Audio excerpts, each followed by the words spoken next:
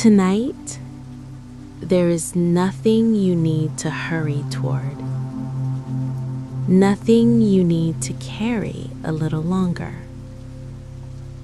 nothing you need to understand before you rest. This is Stories of the Heart, a place for quiet moments, gentle healing, and stories that sit beside you until sleep arrives on its own. Take a breath and listen. When the rain began, it did not announce itself. It didn't thunder. It didn't rush. It arrived softly, one drop at a time, as if the sky were learning how to whisper. Maeve noticed it only because the room felt different. The air grew cooler, the light softened, and the world outside her window slowed down. She lay in bed, wrapped in a blanket that smelled faintly of clean cotton and old comfort, listening as the rain traced quiet paths down the glass. Tap, pause, tap. Each drop seemed to land with intention. Maeve had always loved the rain, not because it fixed anything, but because it never asked her to be anything other than still. Tonight, her thoughts felt heavy. Not loud, just full. Unfinished worries, small disappointments, questions without urgency, but without answers either. She exhaled, and as if responding, the rain deepened.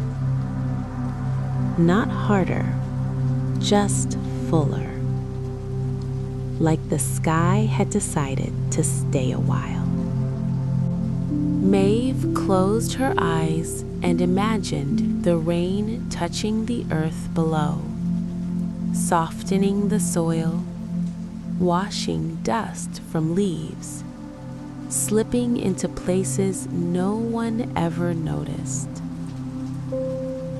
She wondered where all the rain went after it fell. And somewhere between one breath and the next, she felt it.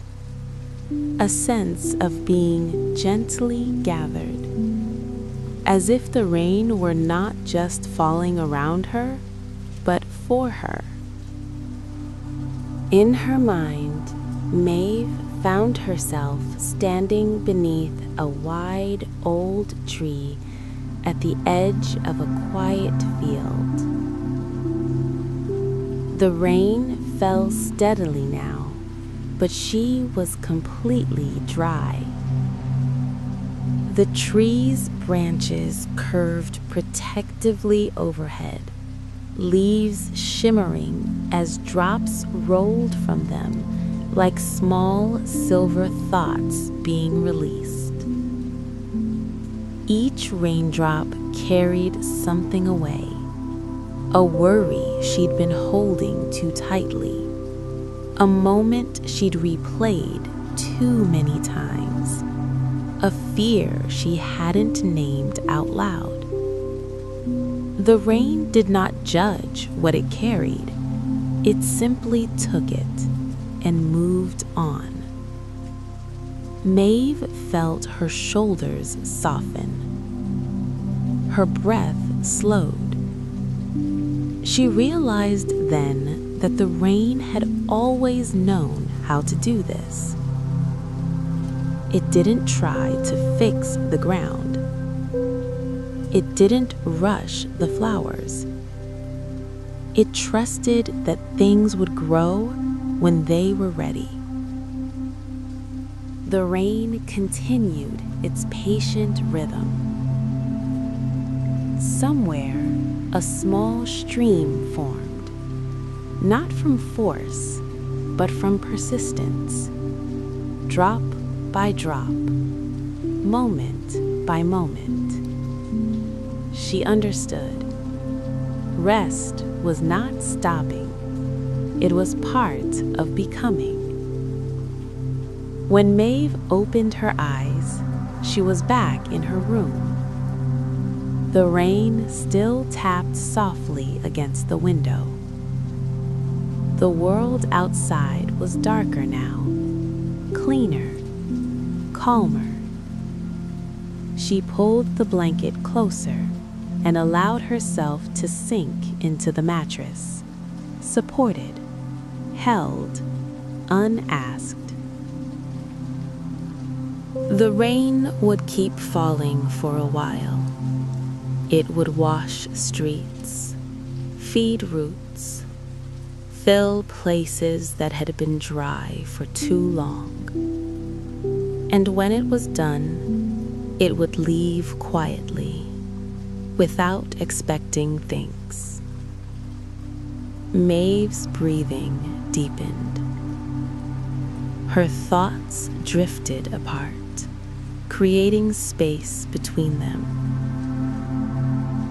The rain didn't promise tomorrow would be easy. It didn't promise answers. It only promised this: that even the heaviest skies know how to let go, and so could she. Tonight, the rain would keep watch, and sleep would come gently. Rest now. Let the rain carry what you no longer need to hold. The night is listening.